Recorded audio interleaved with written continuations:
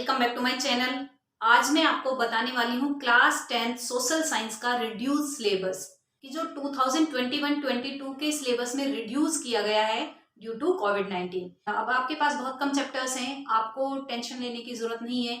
अभी तक आपके माइंड में ये था कि हम कौन से चैप्टर्स को पढ़ें, कैसे पढ़ें, किस तरह तैयारी करें, कैसे एग्जाम होंगे, क्या पता इस साल की तरह एग्जाम कैंसिल हो जाए।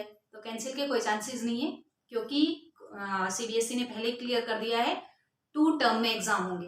सबसे पहले तो ये क्लियर कर लो कि जो आपके एग्जाम होंगे वो 2 टर्म में होंगे, first term examination and second term examination. जो फर्स्ट टर्म एग्जामिनेशन है वो आपका एमसीक्यू बेस्ड होगा, यानी कि ऑब्जेक्टिव टाइप क्वेश्चंस होंगे। देन जो सेकेंड टर्म एग्जामिनेशन होगा वो आपका डिस्क्रिप्टिव टाइप होगा, उसमें आपको क्वेश्चन आंसर लिखने हैं जो जिस फॉर्म में आप पहले लिखते आ रहे हो। अभी जो 10th के स्टूडेंट्स हैं उनके माइंड में ये हम बोर्ड क्लास के स्टूडेंट्स हैं, अभी तक से तैयारी नहीं हो पा रही है, तो अब आपका सिलेबस काफी कम कर दिया गया है, तो टेंशन लेने की नीड नहीं है। और जो मैं अभी सिलेबस बता रही हूँ इसको ध्यान से देख लो। आप अब सबसे पहले बुक ओपन कर लो, जो अपनी चारों बुक है, ज्योग्राफी, हिस्ट्री, सिविक्स, इकोनॉमिक्स, चारों को सामने रख लो, पेंसिल ले लो। जो जो चैप्टर्स मैं आपको बताती जाऊं उस पर टिक कर लेना, और जो आपके रह जाएंगे उन पर क्रॉस कर देना, यानी कि जिन पर टिक करोगे वो ही आपके एग्जाम में आएंगे। तो सबसे पहले मैं आपको यहाँ पर बता रही हूँ टर्म फर्स्ट, जो आपका फर्स्ट टर्म एग्जामिनेशन होगा, कि जिसमें आपके कितने चैप्टर्स आएंगे टोटल और कौन सी बुक से कौन से चैप्टर्स आएंगे। तो इसमें सबसे पहले हिस्ट्री की बुक ओपन कीजिए, और हिस्ट्री में ओनली फर्स्ट टर्म एग्जाम में चैप्टर नंबर फर्स्ट आएगा, the rise of nationalism in Europe. Only 1 chapter आएगा, तो आपको टेंशन लेने की नीड नहीं है। ओनली 1 चैप्टर की प्रिपरेशन करनी है, MCQ type questions. Then after civics में chapter first power sharing and chapter second federalism, only 2 chapter आएंगे, तो इसमें भी बहुत ज्यादा बर्डन नहीं है, चैप्टर भी काफी इजी है। देन आता है ज्योग्राफी, तो ज्योग्राफी में आपके 3 चैप्टर्स आपको यहाँ दिखाई दे रहे होंगे। तो इन 3 चैप्टर्स में से chapter number first resources and development आएगा, और चैप्टर नंबर थर्ड एग्रीकल्चर। ये आपके फाइनल एग्जाम यानी कि जो फर्स्ट टर्म एग्जाम होगा उसमें आएंगे।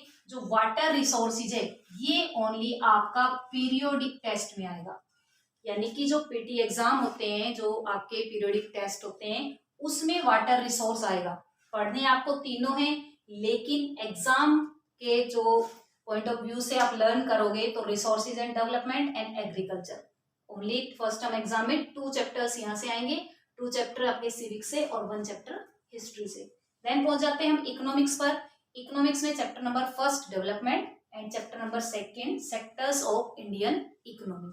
टोटल आपको चैप्टर लर्न करने हैं वो 7 chapter for first term exam, and अगर पीटी का इंक्लूड करते हैं तो आपके टोटल हो जाएंगे 8 चैप्टर्स। तो ये क्लियर हो गया होगा फर्स्ट टर्म एग्जामिनेशन का। टोटल आपके 10-10 मार्क्स की बुक होगी, यानी कि जो हिस्ट्री है वो भी 10 मार्क्स की होगी, देन सिविक्स भी 10 मार्क्स की होगी, देन ज्योग्राफी भी 10 मार्क्स की होगी, और आपकी इकोनॉमिक्स भी 10 मार्क्स की होगी। तो जो ये टोटल आपकी 4 बुक है, चारों ही 10 मार्क्स के होंगे, 10-10-10, तो आपके टोटल हो जाएंगे 40। तो आपका 40 फर्स्ट टर्म एग्जाम होगा, जो आपका एमसीक्यू बेस्ड होगा। तो ये क्लियर हो गया फर्स्ट टर्म एग्जामिनेशन। डिस्कस करते हैं टर्म सेकंड के रिगार्डिंग, कि जो टर्म सेकंड है वो भी आपका 40 मार्क्स का होगा।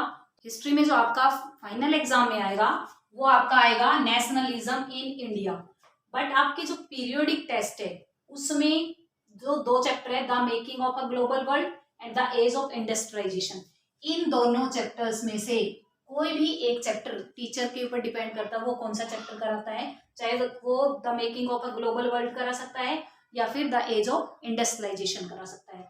और इन दोनों चैप्टर्स में जो भी टीचर कराएगा वो आपके आएंगे पीटी एग्जाम में, यानी कि जो पीरियोडिक टेस्ट होगा उसमें इंक्लूड होगा, वो फाइनल एग्जाम में नहीं आएगा। तो फाइनल एग्जाम में आपका ओनली 1 चैप्टर आएगा, नेशनलिज्म इन इंडिया। ये आपका हिस्ट्री का हो गया, 10 मार्क्स का होगा, चैप्टर 1 होगा, इन 2 चैप्टर्स में से चॉइस होगी और वो पीटी एग्जाम में आएगा। देन आता है ज्योग्राफी। ज्योग्राफी में टोटल 3 चैप्टर्स हैं। जिस तरह से फर्स्ट टर्म में 3 चैप्टर्स थे और एक पीटी एग्जाम में था, same way mineral and energy resources ये भी आपका पीरियोडिक टेस्ट में ही आएगा। और manufacturing industries and lifeline of national economy ये आपके फाइनल एग्जाम में आएंगे। तो 10 मार्क्स के आपके इधर से हो गए।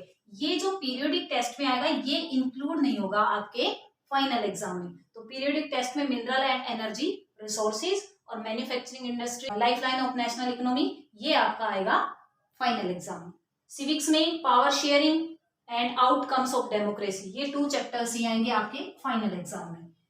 इकोनॉमिक्स के money and credit and globalisation and the Indian economy, ये 2 चैप्टर्स आपके आएंगे फाइनल एग्जाम में इकोनॉमिक्स से। सभी बुक्स 10-10 मार्क्स की है, फर्स्ट टर्म में भी 10-10 मार्क्स की और सेकेंड टर्म में भी।